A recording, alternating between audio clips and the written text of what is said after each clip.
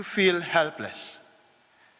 22 years of a brutal dictatorship in my own country has taught us that we must use our moral voice in condemnation of the oppression of others wherever it occurs around the world, so that others will not suffer our pain and our fate. Mr. President, honorable judges, this is very much a dispute between the Gambia and Myanmar. We seek to protect not only the rights of the Rohingya, but our own rights as a state party to the Genocide Convention by holding Myanmar to its erga omnes parties obligations not to commit genocide, not to incite genocide, and to prevent and punish genocide.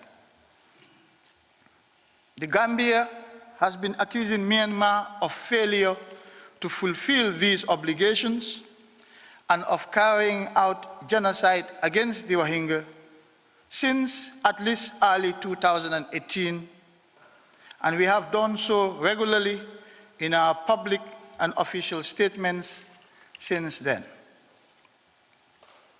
Myanmar has long been well aware of the Gambia's views and has opposed them by denying all responsibility for the acts of genocide and by denying that it has violated the Genocide Convention.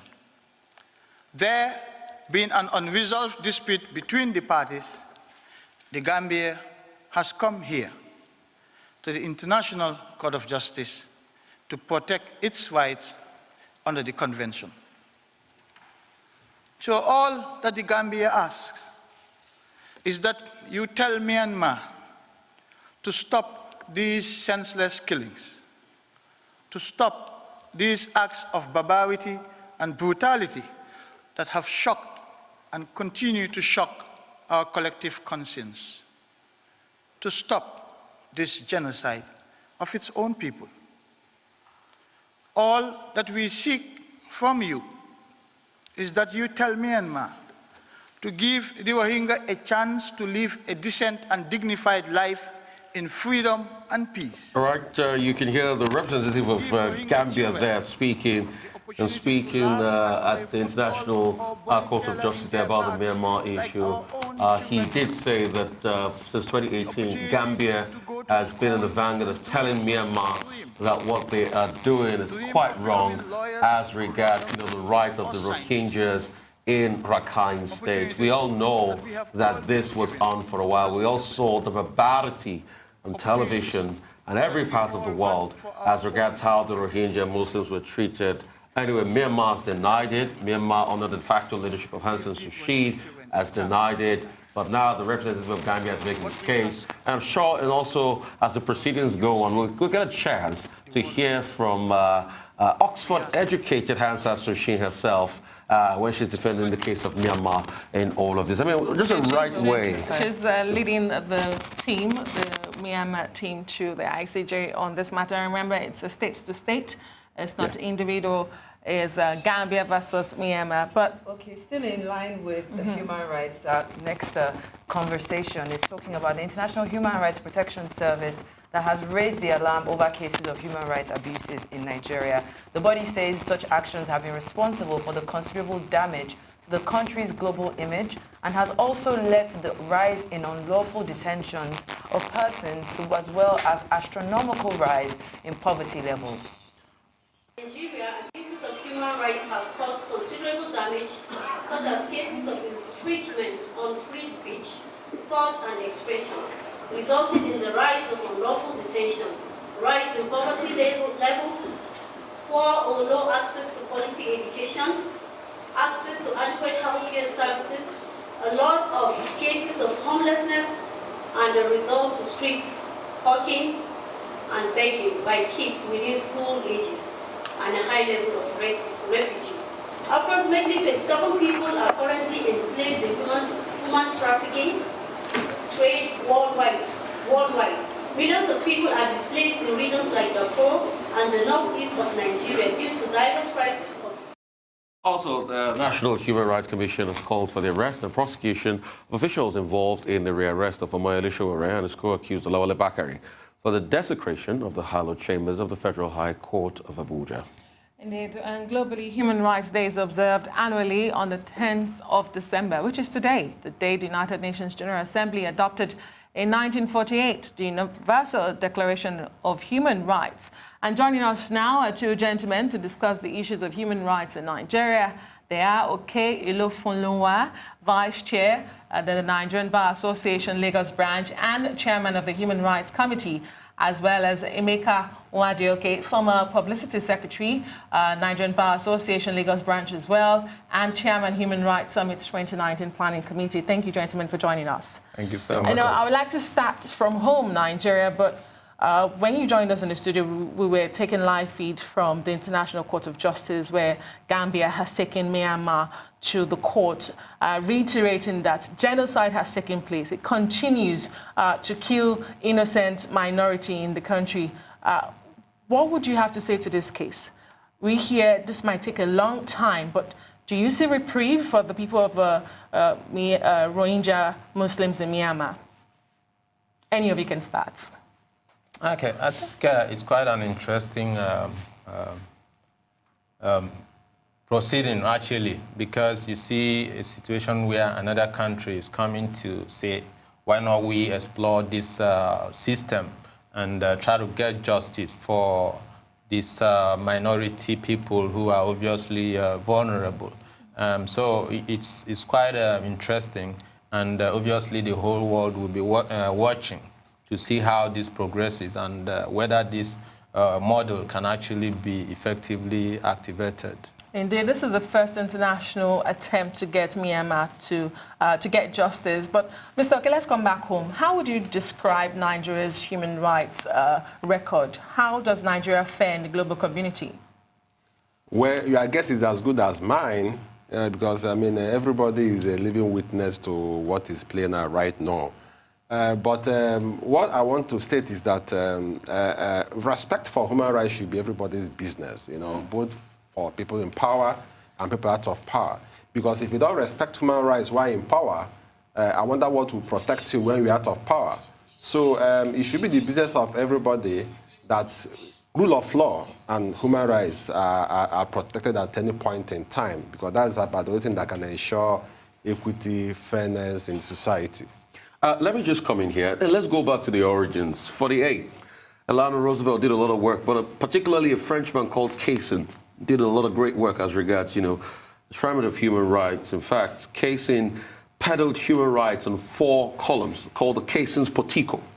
You know, that talked about various ingrained rights in the lives of every individual. But it is shocking, and when you read the Amnesty report, that's not the case.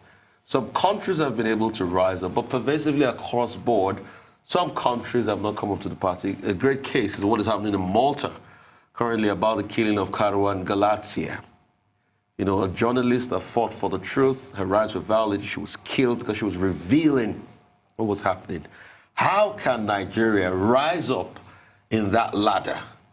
You know, how can we limit this funny letters and these painful letters, I should use the word, by Amnesty International calling on all of us to do this? Yeah, the human rights situation in Nigeria is quite serious. And then when you align it with this DSS Sowore saga, and the fact that the DSS can actually, in 2019, invade a court of law, it's tragic. It's very tragic. So it's pathetic, and so that's why all hands really need to be on deck to see that, you know, things change for the better. Because we don't also want to pretend that maybe this is a fight for lawyers or for civil society, it's actually for everybody. And unless we come together to impress it on the government that, you know, human rights have to be respected, then we are really in serious trouble. And the buck has also to stop at the desk of the president, because at the end of the day, it's also about body language and all that. every head of agency, takes a cue from the body language of the president. We had a situation where the DSS invaded the National Assembly, and within 24 hours, the gentleman was fired. That's what we expected now, but we're not seeing it. So obviously, there are major issues. I know Shaita want to come in, but I just quickly want to direct this to you, sir. Another part of it is killings, extrajudicial killings. That's another one. I mean, the military has constantly denied extrajudicial killings, killings of individuals based on religious expression. A case in point is Eunice Olawale. I don't know what came of that woman's case. I just remember that the vice president went to see her family because they were from a certain church, and that was all we heard. This woman was going about, exercising her right and, preaching the gospel, and she was killed because somebody didn't like that. The other case is the case of Bridget that was beheaded. I mean, these are cases we cannot forget in a hurry. It looks as though we're forgetting these things. I mean, it borders on the way things go on in the country. I mean, these are the cases that are reported in the dailies, but tons and tons of such, happen every day in Nigeria. So until there's this high rise in accountability, some of these things will not stop. The two instances you mentioned are the ones because, I mean, they made the media headlines. But I assure you that if you go down the nooks and crannies of the country, there are several of such happening. And the pathetic part of them is that most of the people involved in these killings, in fact, the worst part of such is the ones by the security operatives. Extrajudicial killing. Extrajudicial killing, yes. I mean, if you go to the police prison and, custodial the police cells and all that, you see tons and tons of that. So, until... The Navy cell was talked about recently. I mean, you want to touch on that? As we go for this break, and we'll come back and at this will, ask, more questions. The Navy cell was talked about that some people came out of after a very long time, even, without...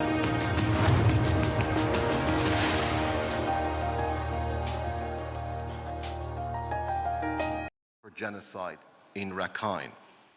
The UN Special Advisor on the Prevention of Genocide, Mr. Adama Dieng of Senegal, also concluded that Rohingya Muslims have been killed, tortured, raped, burnt alive, and humiliated solely because of who they are. The intent of the perpetrators was to cleanse northern Rakhine state of their existence. Possibly. Okay, you know what is very interesting about this case is that the Human Rights Watch has explained that it involves litigation between two member states of the UN and is not a criminal case against individual perpetrators of the alleged crimes.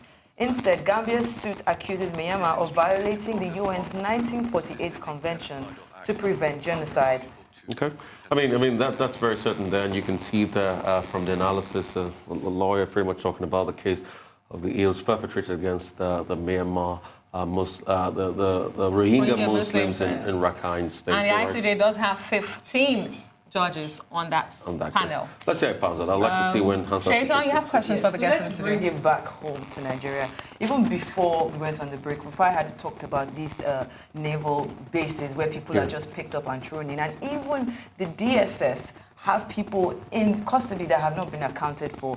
I want to ask you this. Now, looking at courts, the way court orders are always flaunted in our judicial system, can we even begin to have that conversation about human rights if our judicial system is not even respected in the least?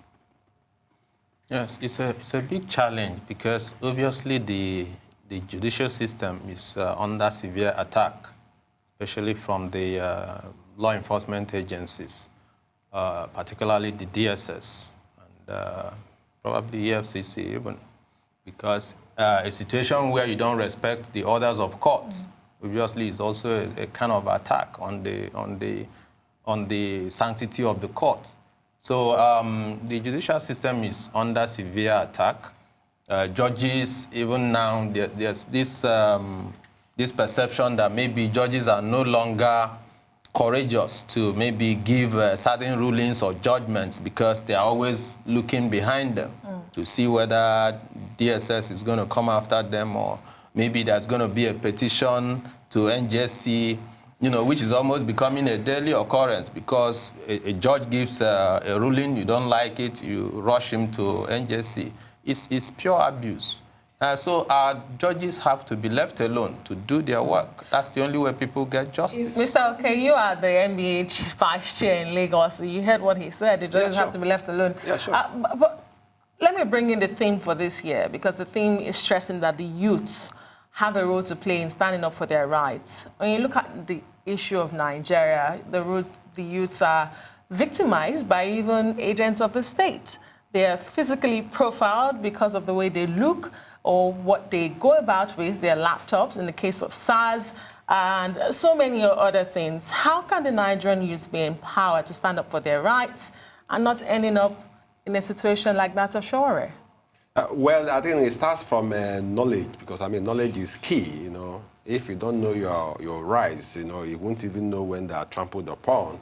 And if you don't know those, you can't even seek for... So that's the first question. Does the Nigerian youth know their rights? Yeah, I mean, that's part of the essence of, this year's theme, you know, that youth should stand up for their rights, you know. So, and then it's part of the reasons why at the level of NBA Lagos, we are putting together, a summit today, and then we invited the key people that will come and talk on that, and the youths are invited because they need to be aware of their rights. And then if they become aware of their rights, and then they can now start challenging grievances to where they can get help. Where would that be? The courts that are not being regarded? Well, it's actually a continuous process, you know, because the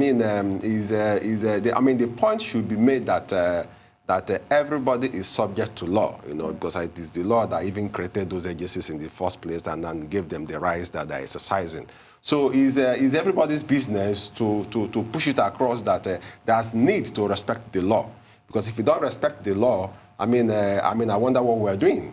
You know, because, what gives you a right over others is because the law has said you have this right, even as a law enforcement agent. Okay. But there doesn't seem to be any consequences, because you're saying this, we are continuing to see, not just in the case of Sowore, El-Zaki, this continues to go on, and there are no consequences. If security officials don't have any consequences, then what next? Because I feel that this is focusing on the wrong thing. You're telling youths to know their rights. If they know their rights, like Adesuwa has rightfully mentioned, and they push for it, and they are detained, who bails them out?